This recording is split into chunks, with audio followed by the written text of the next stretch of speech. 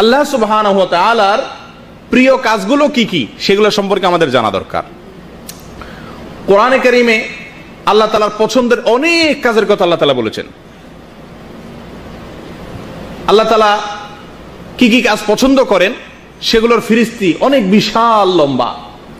জামিউস সাগীর কিতাবে 185টি বর্ণনা আসছে শুধুমাত্র আল্লাহর প্রিয় কাজগুলো কি কি, আল্লাহর পছন্দের কাজগুলো কি কি। সব ভালো কাজই আল্লাহর পছন্দ, অধিক পছন্দ, বেশি পছন্দের কাজগুলো কি কি সে বিষয়ে। তো আজকে আমরা এখান থেকে বেছে সহিহ সূত্রে বর্ণিত সামান্য কয়েকটি আল্লাহ তাআলার অতি প্রিয় কাজের কথা বলবো ইনশাআল্লাহ। কিন্তু তার আগে আপনাদেরকে ওয়াদা করতে হবে যে আপনারা এই আল্লাহ তাআলার প্রিয় কাজগুলোর কথা যে শুনছেন এটা আমলের নিয়তে শুনছেন কিনা। কি বলেন? আল্লাহ তাআলার প্রিয় কাজ কি সেটা জানার পরে আমল করবেন তো ইনশাআল্লাহ। আল্লাহ তাআলা আমাদের সকলকে আমলের তৌফিক দান করেন। প্রিয় দিনী ভাইরা, আল্লাহ তাআলার প্রিয় এবং সবচেয়ে পছন্দের কাজগুলো বলার আগে একটি কথা বলে রাখি, সেটা হলো আল্লাহ তাআলার এই প্রিয় কাজগুলো আমরা করব কেন করব। ওই যে বললাম, আপনাকে এক কাপ চাও যদি জীবনে কেউ খাওয়ায় থাকে তার প্রতি আপনার একটা ভালোবাসা হয়ে যায় না? লোকের একটু ভালো লাগে যে লোকটা আমাকে কি খাওয়াইছে, চা খাওয়াইছে। আর যে আল্লাহ সুবহানাহু ওয়া তাআলা মায়ের গর্ভে আসা থেকে নিয়ে মৃত্যু পর্যন্ত অগণিত নেয়ামত দিয়ে আমাকে ডুবিয়ে রেখেছেন, তার নেয়ামতের অনুগ্রহের ভিতরে আমাকে ডুবিয়ে রেখেছেন, আমি ডুবন্ত আল্লাহর নেয়ামতের ভিতরে, তার প্রতি আমার ভালোবাসা কত বেশি হওয়া দরকার। অতএব আল্লাহর এই ভালোবাসার তাগিদে তার প্রিয় যে কাজগুলো, ভালোবাসার সম্পর্ক যেহেতু আল্লাহর সঙ্গে আছে ইমানের সূত্রে, সেজন্য তার প্রিয় কাজগুলো যে আমরা করব তার আগে জেনে রাখি যে কোনো নেক আমল করব তার জন্য 4টা শর্ত আছে। কয়টা শর্ত আছে ভাই? 4টা শর্ত আছে। অর্থাৎ নেক আমলের আগে এই 4টা জিনিসকে লক্ষ্য করব, তাহলে ইনশাআল্লাহ আমার ওই নেক আমলটা আমার উপকারে আসবে। আর না হলে আমি আমল করব কিন্তু কোনো কাজে আসবে না। 1 নম্বর ইখলাস। 1 নম্বর কি থাকতে হবে ভাই? ইখলাস বলতে ওই কাজটি শুধুমাত্র কার উদ্দেশ্যে করব? আল্লাহ সুবহানাহু ওয়া তাআলার উদ্দেশ্যে করব। দ্বিতীয়ত হলো নিয়ত। কি থাকতে হবে ভাই? ইখলাস এক জিনিস, নিয়ত কিন্তু আরেক জিনিস। ইখলাস এক জিনিস আর নিয়ত আরেক জিনিস। ইখলাস হলো শুধুমাত্র আল্লাহর সন্তুষ্টির উদ্দেশ্যে করা। আর নিয়তের কতগুলো স্তর আছে। নিয়তের প্রাথমিকভাবে 2টি স্তর আছে। একটা হলো যে কোনো ভালো কাজ আপনি করবেন এটাকে তাময়িজুল ইবাদাতি আনিল আদা, সাধারণ অভ্যাসগত কাজ নয়, এটা আল্লাহকে খুশি করার জন্য ইবাদত হিসেবে করছি, ইবাদতের উদ্দেশ্য অন্তরে থাকা, এটা হলো নিয়তের একটা পার্ট। নিয়তের দ্বিতীয় পার্ট হলো তাময়িজুল ইবাদাতি আনিল ইবাদাত, ইবাদতকে অন্য ইবাদত, এটা সালাত আদায় করছি, এটা যোহর আসর নয়, এটা আসর মাগরিব নয়, কোন ইবাদত এটা ফিক্স করে অন্তরে নিয়ত আনা, এটা হলো নিয়তের দ্বিতীয় পার্ট। অতএব আমল যেগুলো আল্লাহ তাআলার প্রিয় আমলের কথা আমরা শুনবো, এগুলোর আগে জেনে রাখি যে কোনো আমল করার জন্য 1 নম্বর শর্ত হলো ইখলাস থাকতে হবে, দ্বিতীয় শর্ত হলো কি থাকতে হবে? নিয়ত থাকতে হবে। 3 নম্বর শর্ত হলো যে আমলটা করব সেটা রাসূলুল্লাহ সাল্লাল্লাহু আলাইহি সাল্লামের বাতানো এবং সঠিক পদ্ধতি অনুযায়ী হতে হবে। 4 নম্বর শর্ত হলো যে আমলটা আমরা করব সে আমলটা যাতে নষ্ট হয়ে না যায়, এমন কোনো কাজ করব না যে কাজের মাধ্যমে আমল কি হয়ে যায়? নষ্ট হয়ে যায়। কিছু মন্দ কাজ আছে যে মন্দ কাজগুলো করলে মানুষের আমল কি হয়ে যায়? নষ্ট হয়ে যায়। সে মন্দ কাজগুলো আমরা কি করব না। আল্লাহ তাআলা আমাদের সকলকে এই 4টি শর্তকে পুরা করে তারপরে নেক আমল করার তৌফিক দান করেন। প্রিয় দিনী ভাইরা, চলে আসি এবার আল্লাহ তাআলার সবচেয়ে প্রিয় আমলগুলো কি কি। তার ভিতরে সর্বপ্রথম মুসনাদে আবু ইয়ালা বর্ণিত একটা হাদিস, যেটাকে আল্লামা আলবানী হাসান বলেছেন। সেই হাদিসটির মাধ্যমে আমরা 3টি আল্লাহ তাআলার প্রিয় কাজের সন্ধান পাই, খবর পাই। রাসূলুল্লাহ সাল্লাল্লাহু আলাইহি ওয়াসাল্লাম ইরশাদ করেছেন, আহাব্বুল আমালি ইলাল্লাহ ঈমানুম বিল্লাহ সুম্মা সিলাতুর রাহম সুম্মা আল আমরু বিল মা'রুফ ওয়ান নাহয়ু আনিল মুনকার। অর্থাৎ আল্লাহ তাআলার কাছে সবচেয়ে প্রিয় আমল হলো তাওহীদ, আল্লাহর প্রতি ঈমান আনা। সবচেয়ে প্রিয় আমল কি ভাই? আল্লাহর প্রতি ঈমান আনা। দ্বিতীয় প্রিয় আমল হলো সিলাতুর রাহম, আত্মীয়তার সম্পর্ক, আত্মীয়তার যে বন্ধনগুলো আছে এগুলাকে সবসময় জুড়িয়ে রাখা, যুক্ত করে রাখা, এই বন্ধনগুলো ছিন্ন না করা। 3 নম্বর আমল হলো আল আমরু বিল মা'রুফ ওয়ান নাহয়ু আনিল মুনকার, ভালো কাজের নির্দেশ করা আর মন্দ কাজ থেকে বেঁচে থাকা।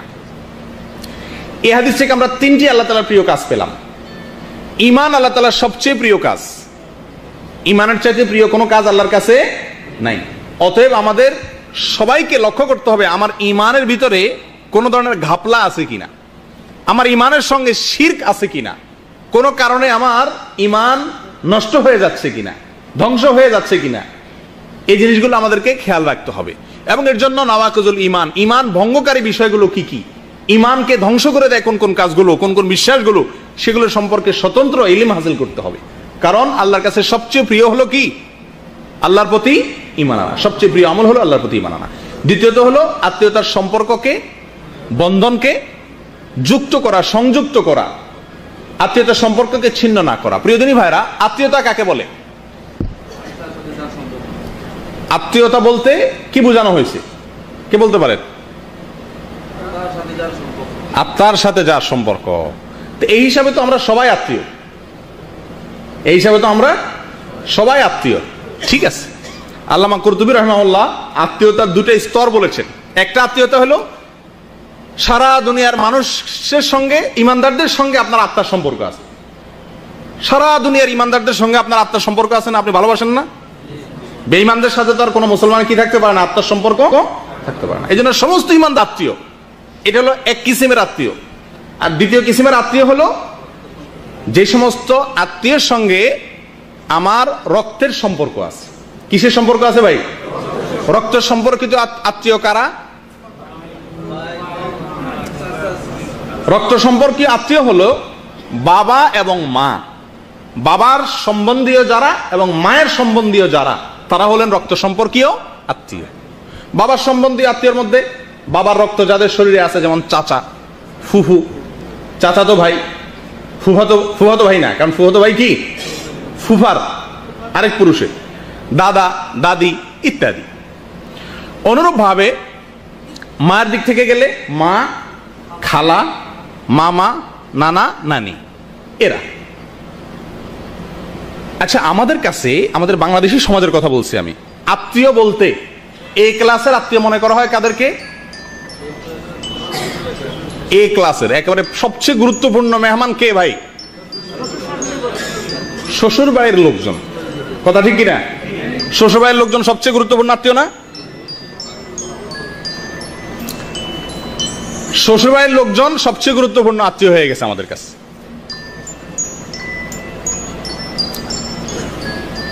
তো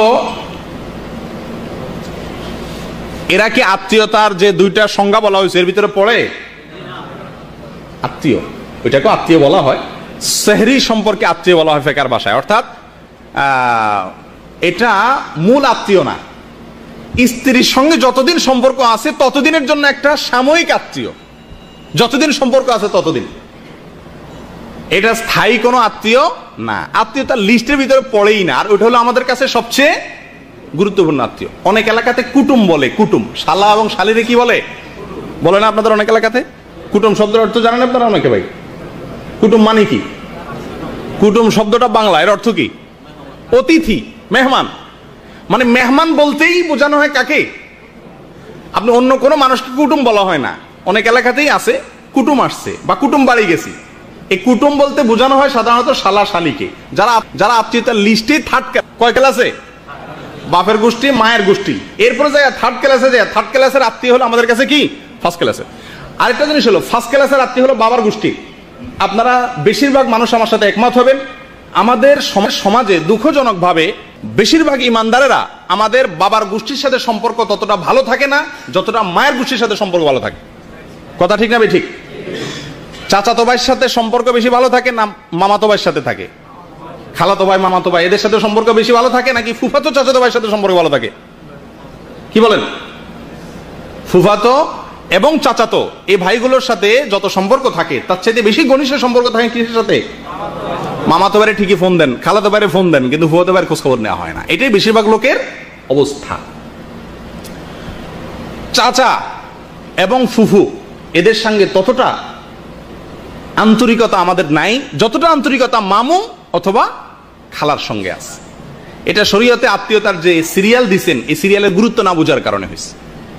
আমাদের এ ক্লাসের আত্মীয় হলেন আমাদের বাবা মা, এবং এরপরে দ্বিতীয়ত হলেন বাবার যে রক্ত সম্পর্কে যারা আছেন চাচা। বেশিরভাগ লোক চাচা চাচাতো ভাইয়ের সাথে সম্পর্কই নাই। কথা ঠিক কি ঠিক? এখানে খুঁজলে বহু লোক পাওয়া যাবে যে আমাদের চাচাতো ভাইয়ের সাথে আমাদের কোনো কথা নাই, আইল ঠেলা ঠেলি। আর চাচার জন্য হাদিয়া তোফা নেওয়া এটা আমরা জানিই না। ফুফু ওই বেচারিরে বিয়ে দিয়ে দিছে, বছরে 2 বছরে 10 বছরে একবার যাওয়াও কঠিন হয়ে পড়ে, ফোন পর্যন্ত করা হয় না। এটা রীতিমতো একটি হারাম কাজ। যদি সম্পর্ক ছিন্নের পর্যায়ে চলে যায়, কবিরা গুনাহ। জেনে রাখবেন, কোরআনে কারিমে আল্লাহ সুবহানাহু ওয়া তাআলা যেই অপরাধের শাস্তি হিসাবে ইরশাদ করেছেন যে আল্লাহ তাআলা আমাদেরকে অন্ধ করে দিবেন, বধির করে দিবেন, সে অপরাধটি হলো আত্মীয়তার সম্পর্ক ছিন্ন করা। রাসূলুল্লাহ সাল্লাল্লাহু আলাইহি সাল্লাম বলেছেন, লাআনাল্লাহু কাতিআর রাহিম, আত্মীয়তার সম্পর্ক যারা ছিন্ন করে তাদের প্রতি আল্লাহর গজব নাজিল হয়, আল্লাহর লানত নাজিল হয়। আপনি এখানে ওয়াজ শুনে কি লাভ হবে? আল্লাহর গজব নাজিল হওয়ার কাজ করে আছেন, ওয়াজ শুনে কোনো ফায়দা হবে না। অন্য হাদিসে আসছে রাসূলুল্লাহ সাল্লাল্লাহু আলাইহি সাল্লাম ইরশাদ করেছেন, যে ব্যক্তি আত্মীয়তার সম্পর্ক ছিন্ন করে সে জান্নাতে প্রবেশ করবে না।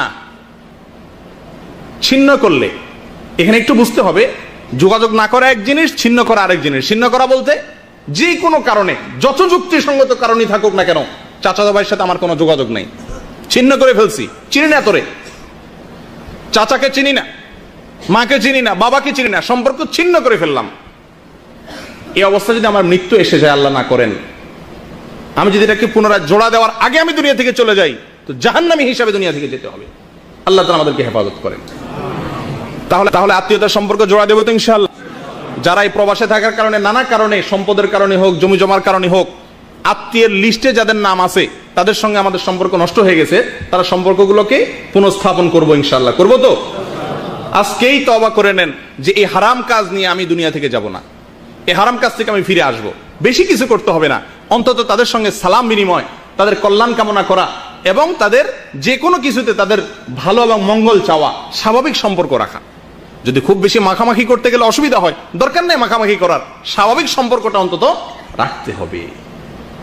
বিশেষ করে চাচা এবং ফুফু, এই অবহেলিত দুটি সম্পর্ক।